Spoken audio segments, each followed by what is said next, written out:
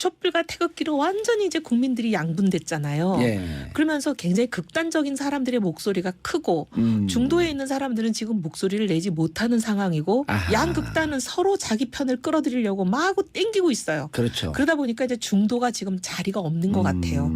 그래서 아주 극단적인 극우와 예. 진보 진영만 거의 눈에 보이고 중간 지대가 설 자리가 없는 이 국면에서 바른정당 같은 약간 중도 보수잖아요. 그렇죠. 이런 사람들 그리고 좀 특히 합리적인 보수를 표방을 했죠. 예, 국민의당도 마찬가지 같아요. 이런 중간 정당들이 좀 자리가 좀 좁아지지 않나. 예. 국민의당은 그래도 이제 조금씩 뭐 지지율이 나왔다가 또 주저앉았다가 또 그러는데 당 칼라로 보면 정치적 성향 말고 칼라로 보면 정의당하고 비슷해요. 정의당도 인기 좋은 분들 많잖아요. 노회찬 의원님, 그럼요. 심상정 의원님. 유시민 아니 거기는 무슨 방송하는데 시청률이 거의 10%가 나와요. 그럼 그거 당에다 갖다 붙이면 당 지지율이 10%야. 근데 당 지지율은 반도 안 돼. 반도 안 되고. 예. 아무래도 이제 박근혜 전 대통령 전문가시죠. 잘 알죠. 잘 알지요. 네, 잘 알죠. 왜 저렇게 버티고 있어요? 자택에서. 지지자들을 결집하려고 하시는 것 같아요. 제가 보기에는. 예. 지금까지 이 국면이 지난 10월 달 최순실 사태가 처음 터졌을 때부터 지금까지 거의 일관되게 오시잖아요. 예. 나는 선의로 했다. 처음에는 하지 않았다 하시다가. 한 푼 먹은 거 없다. 근데 본인의 계좌로 들어간 게 지금 드러난 건 없지만 어쨌든 헌재가 밝혔잖아요. 예. 최순실 씨의 사익을 위해서 대통령의 권한을 남용한 것이 분명하다. 아하. 그렇게 말씀하면 전제의 판결이 그렇잖아요. 그렇죠. 그리고 특검이나 검찰에서 발표한 모든 물증들 다 그렇게 나오고 관련자들의 증언이 일관되잖아요. 예. 그리고 또 서로 일치하고. 그러니 뭐 그거는 대통령이 덮을 수는 없죠. 예. 아니 그런데 네. 우리가 이제 전에 여기서 리플리 증후군이라는 얘기도 했는데 네. 보고 싶은 것만 보고 듣고 싶은 것만 듣는다. 그런데 이제 그게 어때 진짜 우리 보통 사람들은 이해가 안 되는 게 아니 5단 케이크를 준비했대잖아요. 탄핵 전에. 네, 뭐 심지어 일설에 의하면 531 또는 621. 621, 531. 아니요. 431, 521. 521. 네. 그 보고를 받으셨다는 거고. 아하. 뭐 인용 기각 각하의 그렇죠. 비율이 그렇다는 거고 그래서 총리 교체 그다음에 민정수석과 정무수석을 누구로 교체할 건지 국정구상까지 거의 하셨다는 거잖아요 전날. 그러니까요. 그러니까 이제 새로 복귀해서 어떻게 내가 국정을 끌고 가겠다 이런 구상에 부풀어 계시다가 탄핵 8대 0이라는 충격적인 결과를 받고 수습이 잘 안 됐다 이런 설이 있잖아요. 그런 소문까지. 근데 그 믿어지세요 그게? 믿어지지 않죠. 아니 옆에서 지근거려서 지켜보셨을 거 아니에요. 근데 상식은 좀 우리하고 다르죠. 상식하고는 괴리가 굉장히 많은 그때 분이죠. 모실 때도 좀 이상하다 이런 생각은 안 들었어요?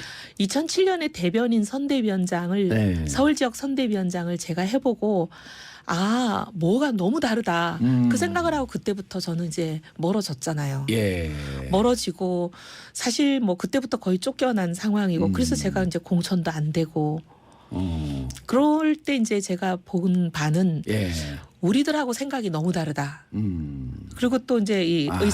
의사결정 구조라는 게 이게 지극히 상식적이지 않다. 그때는 어딘가에 전화를 하든가 계속? 전화를 하는 거를 뭐 많이 본 적은 없는데 예. 왜냐하면 이분은 핸드폰을 갖고 계시질 않으니까 전화하는 걸 제가 볼 수는 없죠. 예. 초등학생도 갖고 있고 유치원생도 갖고 있는 핸드폰을 이분은 갖고 있지 않잖아요. 옆에 있는 이제 소위 3인방으로 알려진 그 보좌관들이 예. 전화를 들고 이제 바꿔주고 하는 거니까. 정호성, 안봉근, 이재만. 예. 근데 주로 이제 안봉근이 전화 바꿔주는 역할이죠. 예. 근데 그러니까 본인이 전화를 거는 건 없어요. 옆에 있는 친구들이 전화를 바꿔주거나 걸어주거나 하는 건데 우리끼리 본인도 참여한 회의에서 주요한 의사결정을 분명히 하고 본인도 동의해서 예. 했는데 불과 얼마 후에 갑자기 전화가 와서 그 의사결정을 뒤집으면서 왜 뒤집는지 설명을 하지 않는 경우들이 있잖아요. 그렇죠. 그럴 때는 본인의 의사결정이 아니라고 생각할 수밖에 없잖아요. 제3자가 바꿨구나라고밖에 생각이 안 되잖아요. 그때 그런 생각을 하셨어요? 네, 그래서 이게 도대체 비선이 있구나 하는 확신은 했지만 그때는 비선이 누군지 몰랐고. 비선이 있을 것이다 이런 생각을 하셨어요? 그럼요. 왜냐하면 공식 라인과 앉아서 공식 회의에서 본인도 참여하고 본인도 동의를 해서 결정을 했는데 밖에 나가서 불과 몇 분 만에 다시 저한테 전화를 해서 결정을 바꿨다라고 하는 건데 그러면 공식 라인에 없는 사람하고 얘기를 해서 바꾼 거잖아요. 본인의 생각이 바뀌지 않고 그런 게 본인은 우리하고 같이 있으면서 같이 동의를 했으니까. 하고 했으니까. 아하. 그럼 밖에 있는 비선 공식 라인에 회의에 없던 사람하고 얘기해서 바꾼 건데 그럼 비선이잖아요. 예. 근데 이제 너무 당혹스럽겠네요. 그럴 때는. 예, 근데 설명을 못 해요. 왜 바꾸는지. 그냥 바꾸는 거죠. 힘이 곧 법이다. 근데 왜 바꾸냐고 계속 물어보고 왜냐면 물어보셨어요? 제가 물어보죠. 그러니까 싫어했구나. 바꾼다는 가야지. 아니 이걸 왜 바꾸냐 물어보죠. 왜냐하면 그 바꾼 결정을 이행하려면 상대방에게 설명을 해줘야 되잖아요. 왜 예. 바꾼다는 거를. 사람이 납득이 안 되는데 일을 하나요? 그러니까. 그래서 납득이 되게 설명을 해달라라고 얘기를 하면 설명이 없죠. 그냥 바꾸는 거죠. 박근혜 전 대통령하고 가까이 있기에는 너무 합리적인 분이셨네. 죄송해요. 뭐가 아니 합리적인 게 뭐가 이제 자꾸 따지니까 이렇게 따지는 사람 싫으셨다. 그 예. 얘기를 하더라고요. 기자들한테 가서도 왜 바꾼 게 좀 이상하지 않냐 이런 얘기를 하셨을 거 아니에요. 네, 아니 그리고 제가 왜 이게 뭐라고 설명을 해야 돼요? 왜 바꾼다고? 대변인이니까. 네. 이걸 어떻게 설명을 해야 됩니까? 왜 바꾼다고 얘기를 해야 돼요? 이런 얘기를 자꾸 하는 걸 싫어하셨어요. 알겠습니다. 단문 50원, 장문 100원, 유료 문자 샵 1035. 청취자의 문자는 봉도사도 춤추게 한다. 하루라도 정봉주의 정치쇼를 듣지 않으면 귀에 가시가 돋칩니다. 가시 빼주는 정치계의 목수. 목수 하니까 좀 어서 많이 들은 것 같죠. 예수님께서 목수입니다. 네. 나사렛의 오늘 너무 세게 나갔어. 나사렛의 목수였죠. 예, 금순님 정봉주의 정치쇼 하루도 거르지 않고 듣고 있어요. 감사합니다. 1771님 이혜은 의원님 목소리가 멋지시네요. 노래 한 곡 하시면 엄청나실 듯. 바른정당 지지율이 2배가 가면 두 자릿수 10이 넘어가면 노래하실 것 같습니다. 5895님 푸근한 모습 직설적인 모습 좋습니다. 팬클럽에 가입하고 싶습니다. 팬클럽 이름은 훈훈한 장재균님 사람은 좋은데 당이 싫으면 어떡하죠? 조윤선 장관 보면서 어떠신지 김무성 재등판론은 어떻게 돼? 이건 문자가 아니네. 이거 그 PD가 한 걸 내가 읽어버렸네. 그래서 21일 9시 30분 출두할 것 같아요? 안 할 것 같아요? 사실은 원래대로 하면은 안 하실 분이라고는 봐왔는데 예. 지금은 구속을 상당히 두려워하시는 것 같아요. 이 얘기는 아무도 안 했는데. 보면은 구속이 될까 두려워하시는 것 같고 그다음에 그럼 현실 인식이 이제 정사로 온 건가요? 본인 문제에 대해서는 상당히 두려워하시죠.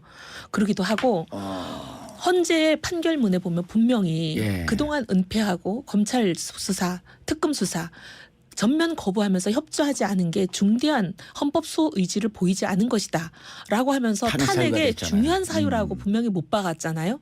그 부분에 충격을 받으셨을 것 같아요. 그리고 지금 보면 대통령 대리인 측이 나오겠다라고 얘기하잖아요.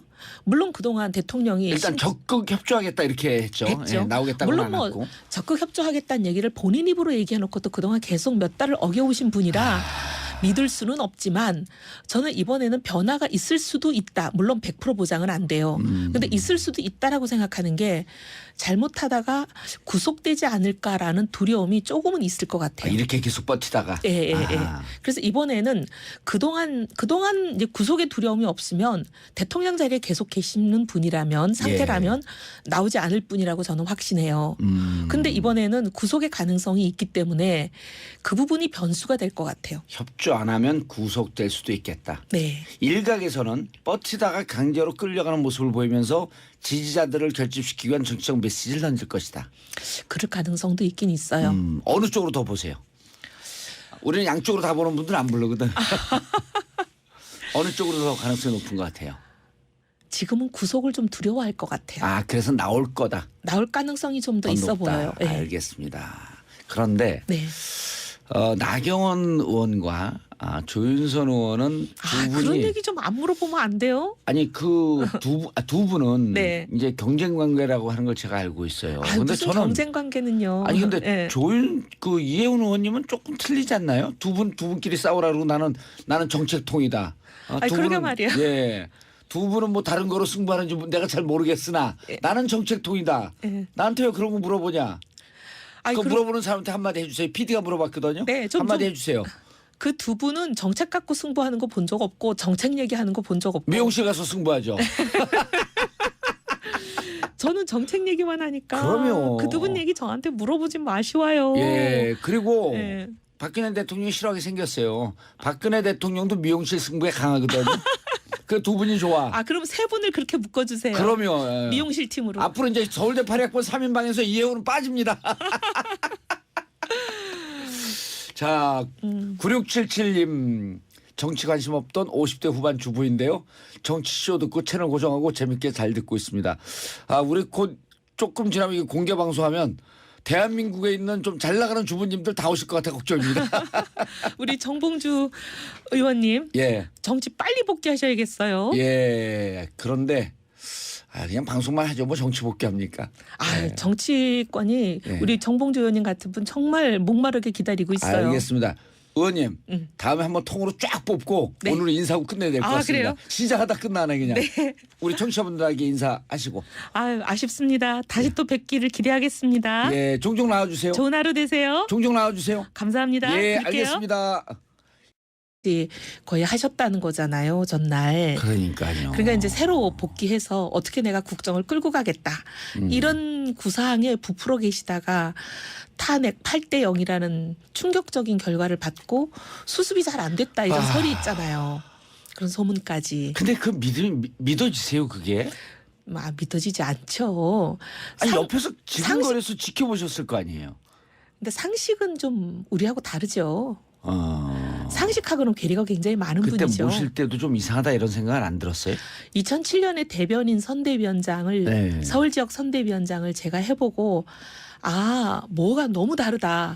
그 생각을 하고 그때부터 저는 이제 멀어졌잖아요. 거기는 예. 지금까지 이 국면이 지난 10월달 최순실 사태가 처음 터졌을 때부터 지금까지 거의 일관되게 오시잖아요. 예. 나는 선의로 했다. 처음에는 하지 않았다 하시다가 한 푼 먹은 거 없다. 근데 본인의 계좌로 들어간 게 지금 드러난 건 없지만 어쨌든 헌재가 밝혔잖아요. 예.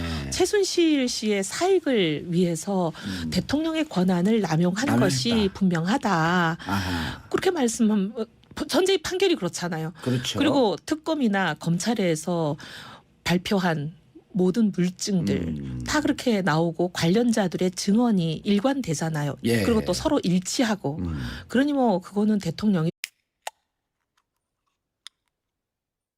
촛불과 태극기로 완전히 이제 국민들이 양분됐잖아요. 예. 그러면서 굉장히 극단적인 사람들의 목소리가 크고 중도에 있는 사람들은 지금 목소리를 내지 못하는 상황이고 아하. 양극단은 서로 자기 편을 끌어들이려고 마구 땡기고 있어요. 그렇죠. 그러다 보니까 이제 중도가 지금 자리가 없는 것 같아요. 그래서 아주 극단적인 극우와 예. 진보 진영만 거의 눈에 보이고 중간 지대가 설 자리가 없는 이 국면에서 바른정당 같은 약간 중도 보수잖아요. 그렇죠. 이런 사람들 그리고 좀 특히 합리적인 보수를 표방을 했죠. 예. 국민의당도 마찬가지 같아요. 이런 중간 정당들이 좀 자리가 좀 좁아지지 않나. 예. 국민의당은 그래도 이제 조금씩 뭐 지지율이 나왔다가 또 주저앉았다가 또 그러는데 당 칼라로 보면 정치적 성향 말고 칼라로 보면 정의당하고 비슷해요. 정의당도 인기 좋은 분들 많잖아요. 노회찬 의원님, 그럼요. 심상정 의원님. 유시민 아니 거기는 무슨 방송하는데 시청률이 거의 10%가 나와요. 그럼 그거 당에다 갖다 붙이면 당 지지율이 10%야. 근데 당 지지율은 반도 안 돼. 반도 안 되고. 예. 아무래도 이제 박근혜 전 대통령 전문가시죠. 잘 알죠. 잘 알지요. 네, 잘 알죠. 왜 저렇게 버티고 있어요? 자택에서. 지지자들을 결집하려고 하시는 것 같아요. 제가 뭐 덮을 수는 없죠. 예. 아니 그런데 네. 우리가 이제 전화해서 리플레이 증후군이라는 얘기도 했는데 네. 보고 싶은 것만 보고 듣고 싶은 것만 듣는다. 그런데 이제 그게 어때요? 진짜 우리 보통 사람들은 이해가 안 되는 게 아니 5단 계획을 준비했대잖아요. 탄핵 전에. 네, 뭐 심지어 일설에 의하면 531 또는 621 621, 531 아니요. 431, 521. 521. 네.